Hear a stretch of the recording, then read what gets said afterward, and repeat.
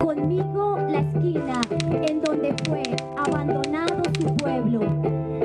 He de gritarlo a los cuatro vientos. Estoy cansada de un país que madruga a morir con un sol hecho fusil, de la tristeza que una mujer puede llegar a sentir. He de gritarlo a los cuatro vientos. Estoy cansada de un país que madruga a morir con un sol hecho fusil. Gracias a una invitación del Centro de Memoria, Paz y Reconciliación, este programa Hagamos Memoria inicia la producción de 8 capítulos para recuperar la memoria de las víctimas del conflicto armado colombiano. Sencillamente vamos a acompañar a las madres, padres, hermanos y amigos de quienes fueron víctimas en ejecuciones extrajudiciales de paramilitares, guerrilleros, agentes del Estado o de BACRIM.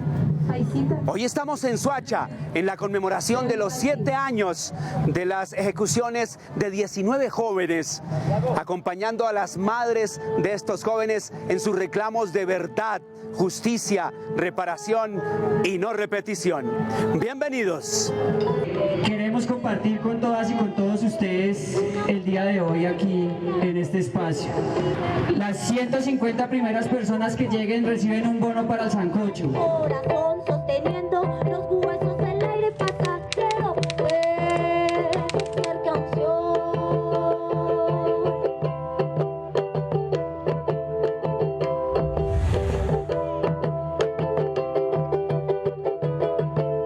Aquellos jóvenes que les prometieron un trabajo, se los llevaron, luego los asesinaron y los hicieron pasar por guerrilleros. Estamos aquí con todas las personas que nos están acompañando, gente de por aquí de los barrios, y estamos haciendo un sancocho comunitario para estamos invitando a todas las personas que se arrimen a donde nosotros para visualizar, para contar toda la historia de lo de nosotros, porque es que eso en el olvido nunca se dejará.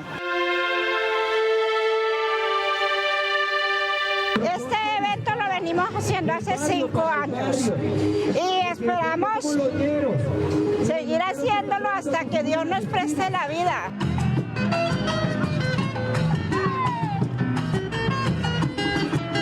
No solamente hay que acompañar a las madres de Soacha, sino acompañar a todas las víctimas del conflicto. No podemos ser distantes, ni tampoco podemos creer que es algo lejano, sino que todo lo contrario, a todos y a todas las colombianas nos debe doler y debemos hacer memoria y debemos recordar, además porque se está cometiendo una injusticia y es que no han dado ninguna sentencia y no puede quedar impune estos casos. Ningún militar está siendo juzgado, ninguno en lo absoluto. Y por eso es importante que estos eventos se sigan llenando de gente de buenos corazones y de grandes intenciones como ustedes, porque eso tiene que cambiar. Porque fueron las únicas que, venciendo todos los miedos, fueron capaces de colocar en el escenario lo que estaba pasando, lo que estaba haciendo el ejército, para demostrarle a los Estados Unidos y al gobierno cómo asesinaban nuestros hijos. Por esa razón hay que acompañarles. Le cuento que es un poco difícil contar esa historia porque volvemos a remover todo lo que nos pasó. Claro que eso a diario nos acordamos de mi hijo, lo recuerdo de día, de noche cuando me acuesto, pero de igual manera eso necesitamos seguir en la lucha porque necesitamos seguir visualizando y cada que vamos a alguna parte y nos encontremos con mucha gente, le contaremos toda la historia, todo, para que sepan lo que sucedió, para que nunca, eso tenemos que luchar para que no se nos vaya a quedar en impunidad.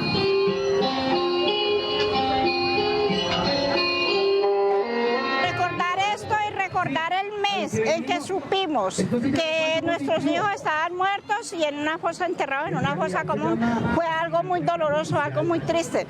Pero estas cosas son como una terapia para nosotras, para que vayamos tenemos que aprender y tenemos que vivir con este dolor, pues entonces afrontémoslo, sigamos viviendo con el dolor, con dignidad, con la frente en alto, y sí, es bastante confortable.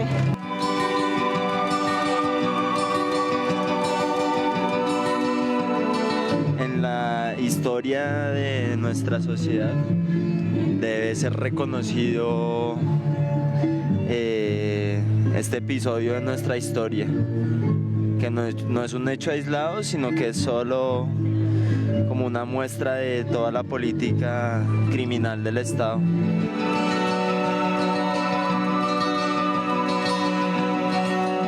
Habla de la memoria de las mamás, de las hermanas, de los hijos, de las hijas, de los familiares, de las memorias ocultas. Eso es lo que significa esta época. Para que igual que todas las víctimas en Colombia visibilicen su problema y se pueda llegar a una verdad y una justicia, una reparación de todas las víctimas, porque en Colombia pasan muchos casos como estos, miles de casos. Mi nombre es Albeiro Melo Gámez, soy artista del municipio de Soacha. Trabajamos en la actualidad en la Comuna 5, sector San Mateo, y hoy estamos haciendo una tarea de apoyo a las madres de los falsos positivos del municipio, que se dieron alrededor de hace 8 años, una serie de muertes injustificadas por parte del Estado. Las madres se han unido para recordarle a la sociedad que sus hijos no mueren por la obra del Estado, sus hijos quedan en la memoria, y los trabajos que estamos presentando el día de hoy hacen parte de ese apoyo como artistas, como solidarios del trabajo del municipio.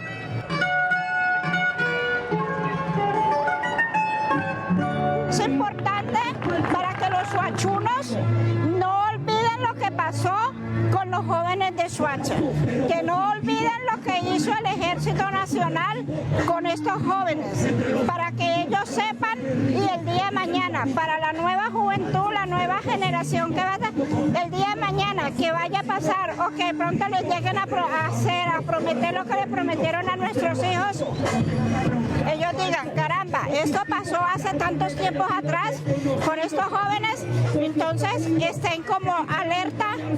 O sea, esto es como para enseñarle a la juventud de que se tienen que cuidar y no tienen que aceptar, y que no todo lo que brilla es oro. Porque representan toda una lucha de una sociedad completa en contra de la impunidad, del olvido, de la injusticia, y son cosas que la sociedad no debe tolerar.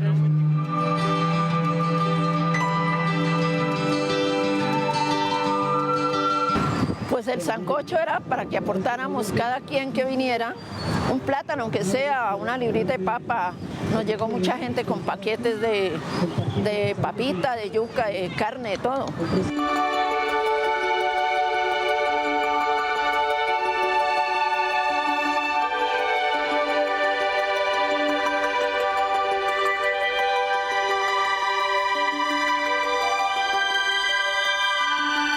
Nosotros a los asesinos de nuestros hijos quisiéramos decirle muchas cosas. No podemos, porque nosotros los vemos cuando llegamos a un juicio, a una audiencia, y llegamos allí y no nos podemos dirigir a ellos, no podemos hablarles.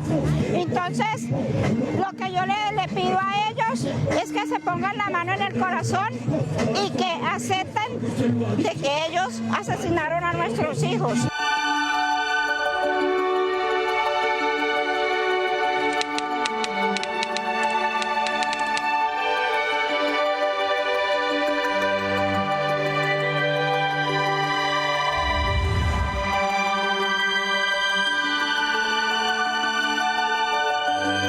El costurero nace hace 2 años y medio, ya nosotros vamos a cumplir, nació en este espacio, prácticamente es el que le ha dado vida a los oficios, y pues nosotros ahí nos sentimos bien, uno porque nos ha servido de pedagogía.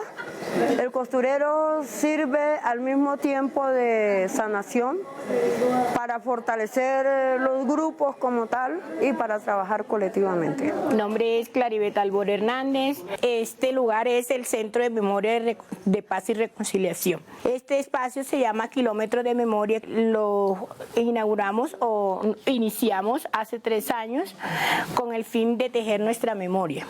Víctimas de diferentes localidades, de diferentes organizaciones y de diferentes partes. Tejiendo nuestra memoria, hacemos el compartimiento y el acompañamiento entre todas, nuestro dolor por nuestra violación de nuestros derechos. Aquí ya vemos un grupo de mujeres que hacemos parte de las ejecuciones extrajudiciales. En el caso específico, las madres de Soacha, y mi persona, que yo soy madre de un desaparecido de ejecuciones extrajudiciales del municipio de Sabana Grande Atlántico.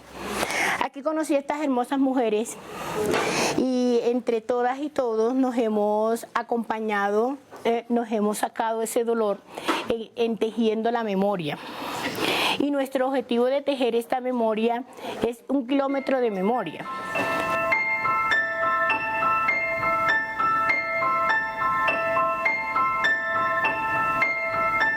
Mi nombre es Cecilia Arenas, yo soy hermana de Mario Alexander Arenas Garzón, un muchacho víctima de un falso positivo del 2008. Quise representar lo que le pasó a mi hermano, lo quise representar así porque exactamente esto fue lo que le hicieron a mi hermano. Hoy puedo decirlo claramente porque el juicio de mi hermano ya terminó, los militares se fueron por confesión. Y en base a lo que yo iba escuchando en las audiencias, por eso quise hacer esta historia.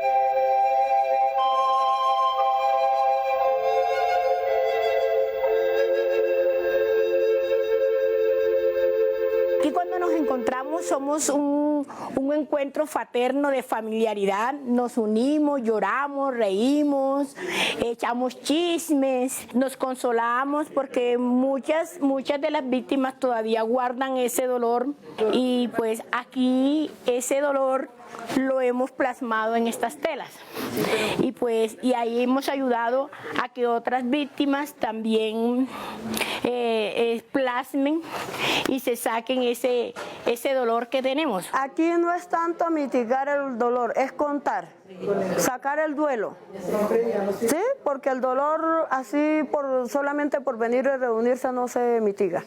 Ahí es que empezar. ¿Qué ejercicio empezamos nosotros? A través de estas telas de coser, se empieza a sacar otros saberes y otros conocimientos que la persona tiene. Es como nosotros empezamos, que no es solamente la tela, sino que sabe escribir, sabe cantar, tiene conocimiento en artes. Eso es lo que nosotros buscamos a través de la memoria. La desaparición de mi hijo, Yacir Elías López Albor, fue el 16 de abril del 2002 a la 1 de la mañana. Fue una camioneta del ejército con complicidad con los paramilitares a la puerta de mi casa y me sacaron a mi hijo. Me lo desaparecieron. A raíz de esa desaparición de mi hijo hubo mucha violación de mis derechos, amenazas, persecución y por eso me encuentro aquí en la ciudad de Bogotá. Y yo en la búsqueda de la verdad de mi hijo, yo insistí, persistí en mi pueblo porque yo era soy una lideresa de derechos humanos y pues a raíz de mi trabajo político vino la desaparición de mi hijo.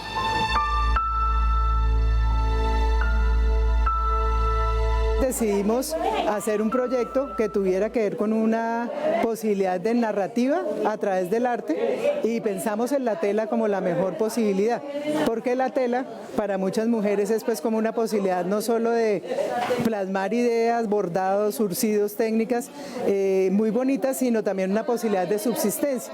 Entonces la idea de hacer una empresa siempre estuvo en la cabeza porque las víctimas desde hace mucho tiempo están hablando de la necesidad de ser autogestoras y de tener capacidad productiva produciendo, digamos, objetos relacionados con la memoria y de ahí surgió pues como la idea de hacer un costurero pensando en un proceso lento, porque los procesos son lentos, más que pensar en los resultados hay que pensar en cómo se crea un espacio divertido pero también profundo donde la gente pueda sentir confianza para poder hablar de lo que siente, de las historias que la han marcado, de cómo esas historias también le han generado aprendizajes para la vida y han desarrollado recursos para seguir viviendo a pesar del dolor.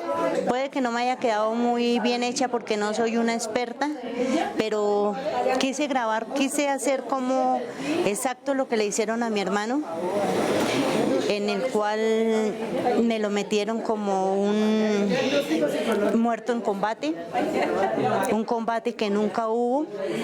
A él me lo mataron de un tiro por la espalda, en la cabeza. Luego me le colocaron el armamento que vemos ahí y me lo vistieron de guerrillero. Hoy estoy tejiendo el árbol de los derechos humanos. Como ustedes lo pueden ver, este árbol está seco. Ustedes lo ven que se ve todo con las hojas en el piso, porque este árbol está significando la violación y la revictimización de las víctimas. Hoy en día no se ha hecho mucha justicia, pero al menos ha quedado en claro y ha quedado esclarecida la muerte de mi hermano. Estos militares no van a tener ninguna clase de condena, porque al haberse ido por confesión y como están militares activos, no hay cárcel para ellos. De los 5 militares que vemos acá, se hizo por 4, porque uno de ellos dijeron que no se podía hacer imputación de cargos porque estaba loco. Más sin embargo, estando loco, me dijo el fiscal hace aproximadamente 3 meses que había muerto en un combate. No sé qué tan loco estaba. Lo cierto es que murió en un combate.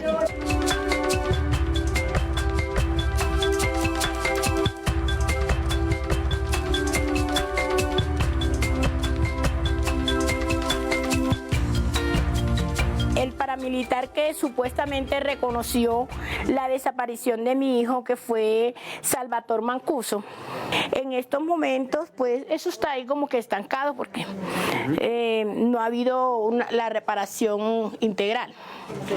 Pues a raíz de la desaparición de mi hijo, pues yo me volví loca, no me da pena decirlo, y estuve en tratamientos psiquiátricos. Gracias al Movimiento Nacional de Víctimas de Crímenes de Estado, al Centro de Memoria, a la Alcaldía de Bogotá, he ido asimilando toda esta situación, esperando que el gobierno nacional se toque su corazón y se acuerde de que las víctimas existimos para que haya una paz, y que la paz sea desde las víctimas, no desde los victimarios. La forma como hemos convocado a las víctimas es a través de un proceso de investigación-acción participativa en el que se ha generado una construcción colectiva con víctimas tanto de diversos victimarios como de diversas regiones del país. En este proceso se han creado los oficios de la memoria, que son una construcción colectiva de organizaciones de derechos humanos como la Asociación Minga, como la Fundación Manuel Cepeda, universidades, colegios, artistas, escritores y el grupo del Centro de Memoria, Paz y Reconciliación, trabajando con las organizaciones de víctimas de 14 localidades de Bogotá. Así inician, digamos, los oficios de la memoria y el trabajo con víctimas provenientes de diferentes lugares del país.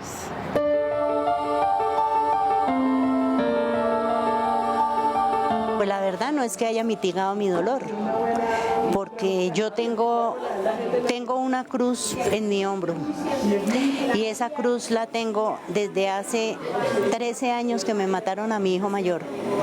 Me bajé de Casuca huyéndole a la violencia y me bajo para Soacha para seguir con la violencia de mi hermano, que fue ya víctima del falso positivo. ¿Sí?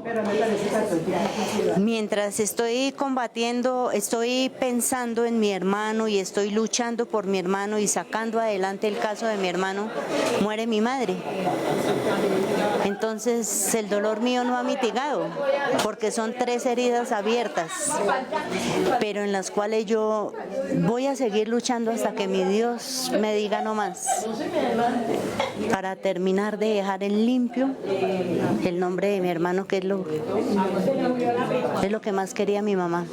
Le hice la promesa de que lo íbamos a hacer y ahí lo he estado haciendo. Y hemos encontrado compañeras que vienen con muchos dolores y aquí plasmando ese dolor en esas telas, muchas compañeras que yo las conocí que vinieron derramadas, llorando, que uno no podían hablar porque todo era llanto, llanto, y pues aquí con este ejercicio terapéutico, lo llamo yo, ha sido un éxito, porque pues a mí me ha servido, a nivel personal me ha servido mucho, pues curar esa herida, sanar esa herida que tengo de la desaparición forzada, que es un delito de lesa humanidad. El dolor no desaparece, pero se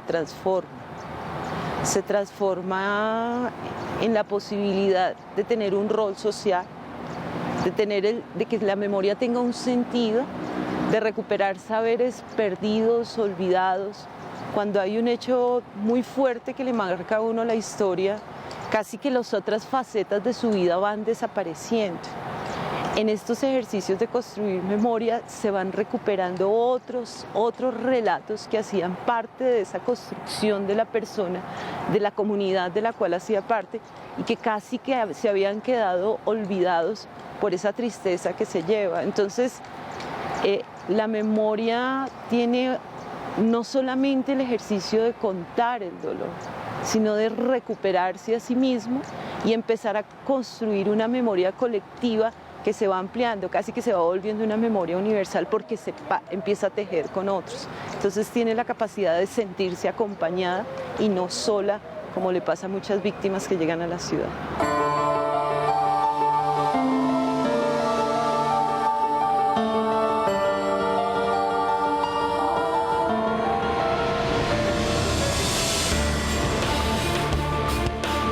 Pero ninguno de mis hermanos han estado presentes en el caso Nunca acompañaron a mi mamá para nada. Yo soy la única que he enfrentado todo. En un momento ellos sí creyeron que mi hermano había sido un guerrillero. Ahorita que ya saben y que se han dado cuenta del juicio, que los militares confesaron de que él no era ningún guerrillero, de que ellos lo habían cogido a mi hermano y se lo habían llevado para hacer el positivo que necesitaban, hoy en día, ahora sí ya están mis hermanos presentes. Ahora sí. Es algo injusto. Lo militar, porque todo es militar, todo. Esto es, a mí me parece que todo esto es horror, militar. La sangre que derramó mi hermano, y no solamente mi hermano, sino todos los muchachos que han sido víctimas, que han derramado su sangre. Esta es su sangre. Para mí, esta es su sangre, ¿sí? La claridad. ¿Por qué? Porque esto fue hecho en el día, ¿sí? Esto lo hicieron en el día. La mayoría de los falsos positivos de Soacha fue hecho en el día, ni siquiera fue en la noche, fue en el día. Entonces, por eso quise yo representar de que había claridad, de que había un cielo mirándolos y de que las palmas, si pudieran hablar, dirían lo que ellas vieron. ¿Cómo está mi hermana? Dios te bendiga. ¿Cómo le va? ¿Sé qué? ¿Juiciosa? Hola mi hermanita, ¿qué más? Esto es lo bonito que hay cuando nosotros estamos aquí en este lugar, que nos encontramos con personas que tenemos rato que no nos vemos, y eso nos llena como de esa paz, de esa alegría, de esa emoción, de ese saludo fraternal que sale del alma, ¿no?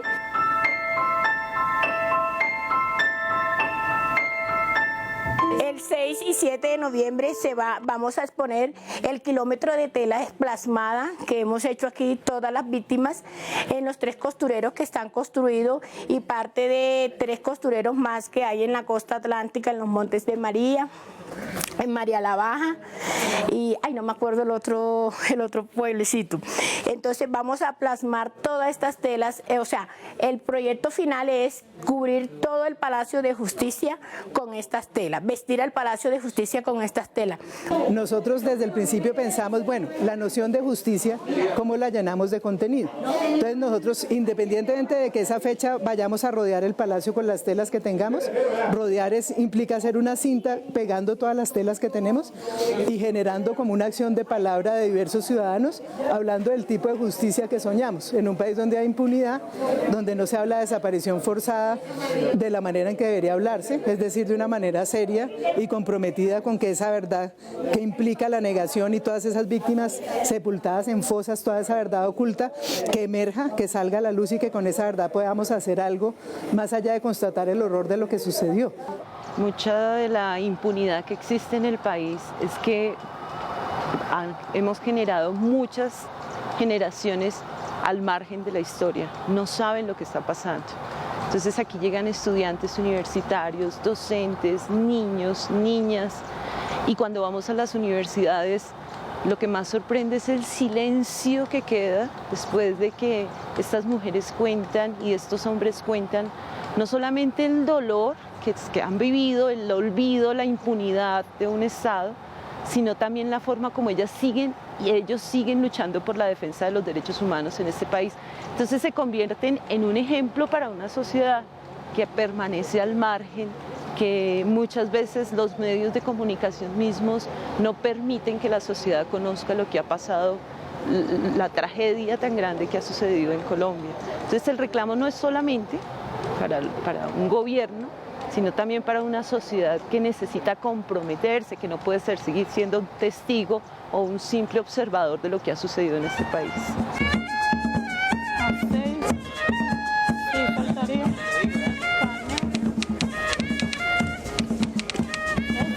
Igual para mañana, ¿eh?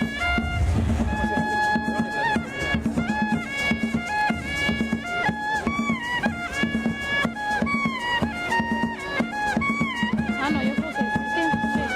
Los 5 para el arroz. Vamos a abarrote, ¿no? Para que ya todo lo de verdura.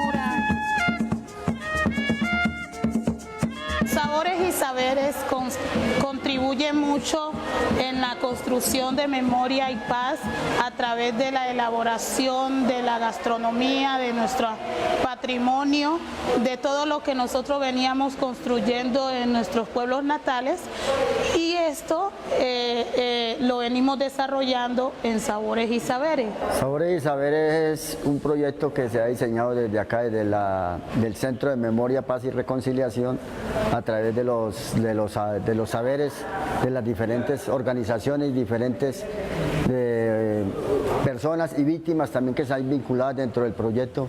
Sabores y Saberes inicia con unos encuentros en 10 localidades de Bogotá, llevamos allá y en cada lugar se va preparando un plato de una región. A través de ese plato es muy interesante porque se cuenta la historia de un ingrediente, los nombres, las formas de preparaciones, cómo pescaban, las diferencias entre pescar con una red o con otro tipo de instrumentos. Entonces la comida, como en la casa, como en los espacios cotidianos, como en las ollas comunitarias, como en las salidas al río, permitía ese encuentro o permite ese encuentro entre nosotros para ir construyendo una memoria que tiene sabores muy diversos de acuerdo al plato que se vaya preparando de cada región en esas 10 localidades, pero luego acá en el Centro de Memoria y en diversos eventos que se llevan a cabo en las localidades y acá.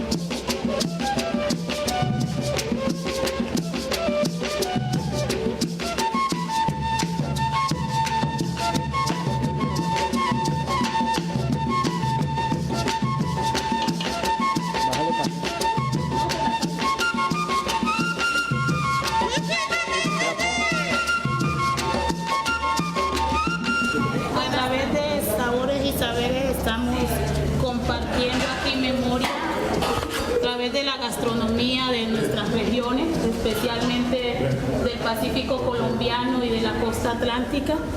En esta hora les vamos a ofrecer un delicioso encocado de pescado, hicimos con bagre fresco, y la receta es autóctona de nuestra tierra. Entonces ustedes ahí degustando a través de su paladar se van a dar cuenta que el sabor es muy diferente al que de pronto le venden en los restaurantes acá. Entonces, gracias por compartir a través de este hermoso proyecto de Sabores y Saberes. Y nosotros lo que queremos es también compartir nuestros hechos victimizantes a través de este proyecto Rescatando Memoria y a través del lenguaje oral. Muchas gracias.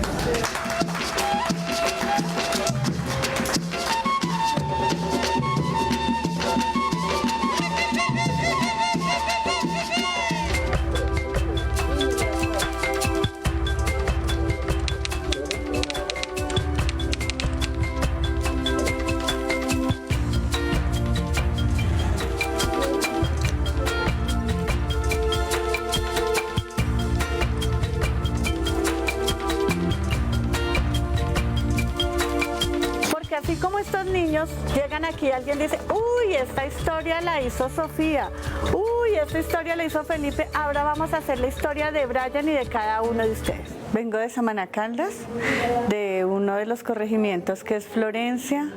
Llegué aquí en el año 99, soy víctima del conflicto armado del Frente 49. Nuestra región fue una región azotada, fue muy fuerte y tuvimos que llegar a Bogotá desplazados por la violencia. Ahora estamos en Bogotá haciendo construcciones literarias. Semillas de la ciudad, como son grabados hechos por víctimas, las víctimas ya graban, escriben, relatan, son los dueños de sus historias. El árbol no se ve muy claro porque es un grabado. Dice, semillas de la ciudad, soy de la selva y la comida más deliciosa es la torreja, el almendrón, el dulce de guanábana y en el pueblo un delicioso pintadito. Pero en la ciudad la hamburguesa y la pizza son deliciosas, me encantan. Reúno todas las monedas de las 11 en la semana para comerme una pizza. Pero ya sé que voy a cultivar cuando esté en la selva. Voy a tener árboles de hamburguesa, pizzas, para no tener que volver a la ciudad a comer estas deliciosas comidas y quedarme a vivir feliz en la selva. Entonces, mira que cuando el niño llega acá se generan necesidades que allá no tenía. Entonces, su corazón se queda en el campo. Si el niño es víctima del conflicto, pues va a tener sentimientos todavía dentro de su corazón, ¿sí? Cuando no es víctima del conflicto, pero en su casa vive conflictos, también es algo similar, porque podemos mirar que en los hogares en este tiempo se viven cantidades de cosas, los esposos pelean y muchas veces no tienen la precaución de hacerlo donde no estén los niños, ¿sí? Entonces ellos eso también los traumatiza. Entonces, cuando nosotros hemos querido de enfatizar a los niños o enseñarles acerca de nuestro trabajo aquí en Cartografías, porque a mí como ser humano, como ya adulto, me ha servido mucho. ¿Por qué me ha servido Cartografías? Porque en Cartografías me ocupo haciendo cosas, aunque estemos hablando muchas veces de nuestra vivencia en el conflicto, de las cosas que vivimos, de las cosas que nuestros hijos vivieron, ¿sí? Pero eso nos ayuda a evitar de que otras personas pasen por la misma situación. De esta publicación salió La Golosa, que son estas 19 historias, luego se hacen a color, se mejoran los grabados, las víctimas van trabajando en la costura, en unos libros que son muy bonitos, pero también en técnicas muy sofisticadas y muy artísticas como es el grabado, como ya son técnicas de no decir, y como la imprenta inicial, hazlo con tus manos. Y la segunda publicación es Jorgito. Él es Jorgito, está en la portada, y luego viene este libro. Cada libro se va perfeccionando y es la historia de un niño que asume la vida como adulto a los 8 años, después de que se habla de una construcción, cómo se construye su casa, cómo se hace la siembra, cómo se hace el convite. El convite es, no sé si muchas personas recuerdan, como esos ejercicios de trabajo donde la tierra se levanta más fácil con todos los vecinos y el dueño de la finca dice, necesito que me ayuden a convite. Vienen todos los vecinos y deshiervan, levantan cerca, siembran y luego van a otra finca y el trabajo se paga con trabajo, no hay dinero. Entonces nos habla de esas historias, nos habla de todo esto y luego él asume el conflicto y asume el conflicto en voz de niño. Y el conflicto en voz de niño es que él no le da apelativo a los grupos que llegan, sino dice los extraños. O sea, se conserva cómo el niño de verdad ve el conflicto, cómo lo vive, cómo lo expresa, sin transgiversar ni llevarlo a ninguna motivación política de quién era bueno ni quién era malo, sino la vivencia que ha marcado la vida de un niño, y luego cómo él asume la responsabilidad de llevar a sus hermanas y rescatarlas hasta llevarlas al bus, y cómo luego, después de perder su papá, lo encuentran en un punto de apoyo. Pero a mí lo que me gusta de esto es cada grabado, que quiero mostrarles los grabados, es como ya se habla de una publicación literaria completa, con una historia real, que no deja a los investigadores contar lo que no es, sino que se hace en primera voz y que se llora. Para escribir esto hay que llorar, esto tiene cuerpo, tiene alma, tiene voz propia, y a mí me encantaría que todos vinieran a la cartografía, porque realmente este es el proceso en donde necesitamos solo algunas personas que no se han vinculado. Las víctimas ya lo están haciendo, los niños ya lo están haciendo, pero falta la sociedad, que la sociedad quiera conocer, quiera entender qué se está haciendo. Aquí vienen los niños y se les enseña el grabado, se les enseña cómo escribir sus propias historias, se les enseña cómo pasar el grabado del linóleo ya sea al papel o al cartón, como lo están viendo en esta ilustración. Esta es una historia de víctimas también, ¿sí? Y cada una de las historias pues tiene un relato diferente, pero todas van basadas en lo mismo, ¿sí? Porque todos son víctimas del conflicto armado. Entonces queremos que nuestros niños tengan una visión de lo que es el conflicto, pero sin que esto les afecte. Esa es pues nuestra idea en Cartografías, ¿sí? De que los niños se enteren de que en Colombia ha habido conflicto y que de pronto en los hogares también hay conflicto, pero que esto no llegue a afectarlos para que más adelante sean, por ejemplo, mejor personas. Ya hacen parte de la red de editoriales cartoneras de Latinoamérica, que sus publicaciones ya están en la Universidad de Wisconsin, que es donde están la mayor colección de editoriales cartoneras de todo el mundo, que están en la Casa Ana Frank, que están en España y que ahora están invitados a Argentina a participar de un encuentro de editoriales. Entonces empiezan a sentir que ellos mismos, que hay un derecho político de publicar la memoria y que ese derecho ha sido históricamente negado en este país.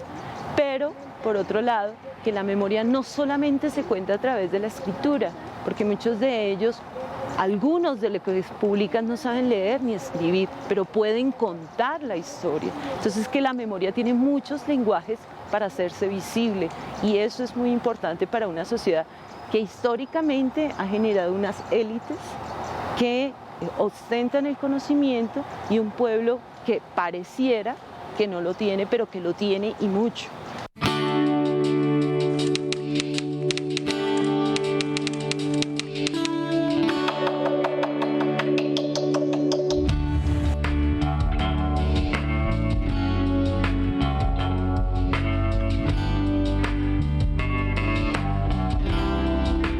Mi nombre es Beatriz Méndez Piñeros, madre de Weimar Armando Castro Méndez, tía de Eduard Benjamín Rincón Méndez, los cuales un 21 de junio del 2004 los Ellos salieron a dar una vuelta con una niña y pasó ese lunes y no llegaron.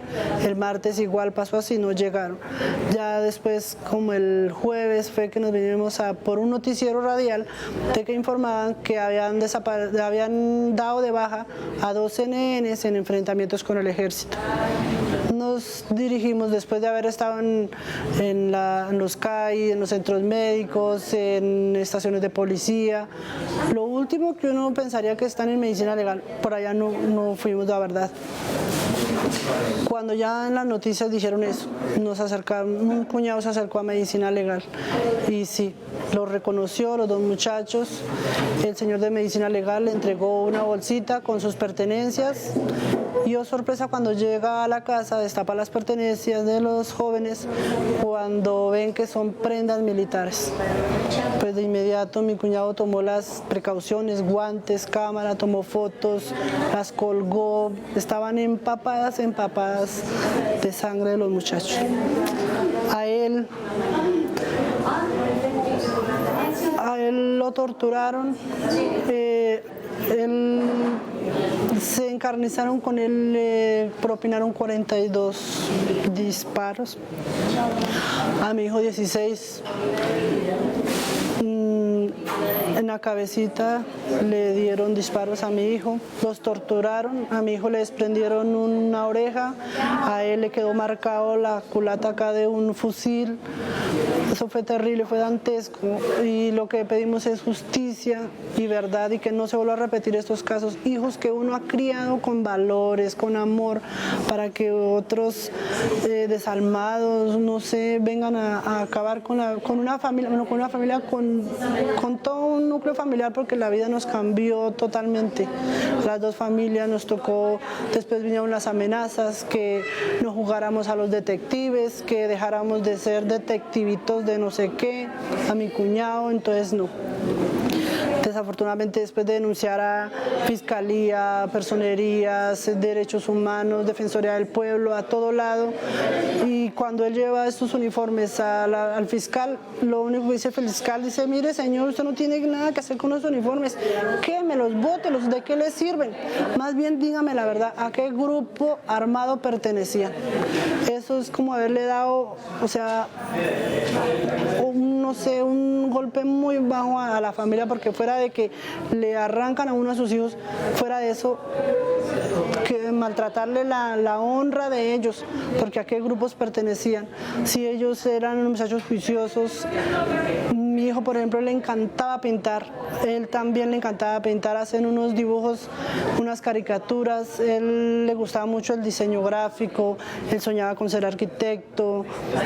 Aún recién graduado, él salió del colegio haciendo lo que son planos, lo que era hacer sólidos, él le daban una escala de construcción, digamos, de una casa, y él lo hacía perfectamente, y sin haber estudiado ingeniería como él era su sueño. De hecho, tenían tantas metas ellos para salir adelante y triunfar en la vida, pero no, les cortaron por mitad de camino, y a nosotros nos quitaron media vida, porque quitarle a un hijo, así uno tenga otros hijos, pero ningún hijo reemplaza esos hijos tan especiales.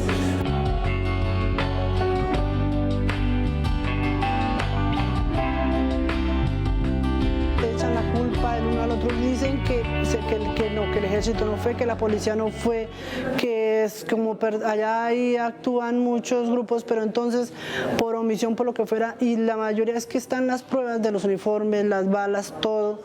Ya hay algunos llamados del ejército y de la policía, porque si hay en Cazuca una base militar y en Sierra Morena una estación de policía o del ejército, entre ellos deben comunicarse y saber qué pasa en el barrio, por qué, o sea, tener como una minuta de qué sucedió en la noche, y va uno a averiguar y nadie sabe nada. ¿Cómo no van a saber la muerte de 2 jóvenes, imagínate, y con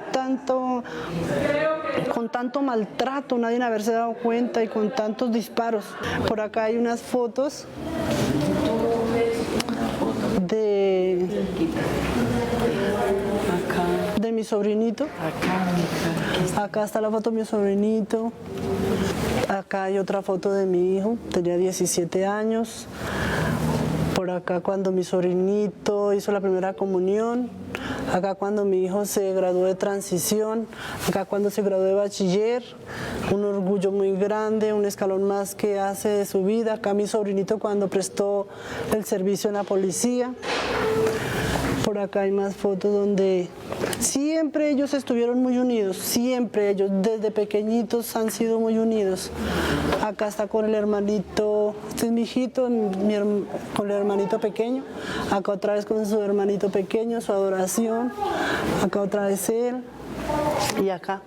En el colegio siempre lo tenían en cuenta para teatro, para bailes, son recuerdos muy lindos y todas esas vivencias que yo tuve con ellos es lo que a uno ahora le duele en el alma porque no es justo de que le arranquen a uno a sus hijos así y de esa forma tan cruel que es, no sé, eso es para uno perder la cabeza, aún uno vive con ese miedo, pero no es que porque tenemos que ir fuera de que le quitan a uno los hijos, lo amenazan y tiene que uno salir corriendo. ¿Por qué? Si es que uno no ha hecho nada malo, ellos qué malo hacían en la vida, estudiar, le gustaba montar tabla, el deporte, ya le fascinaba eso. No, él vivía conmigo, él nunca se separaba de mí, rara vez se quedaba en la calle, nunca, porque siempre yo estaba pendiente, no, en la calle no.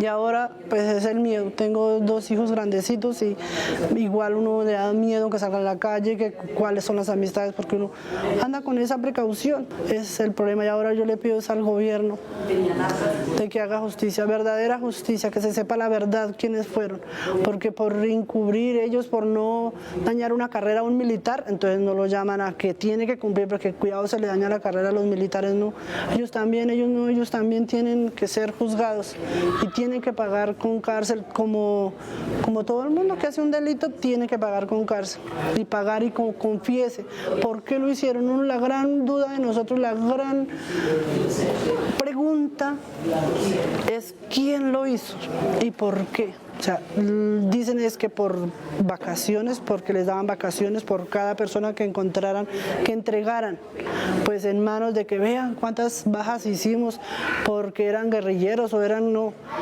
a gente sana, familias, o sea, muchachos honrados, muchachos de bien, que se los encontraron así. Entonces, ay, cojamos como que a los pinochazos, cojamos una víctima y digamos que murieron en combate y les colocamos que a ellos no les encontraban armas.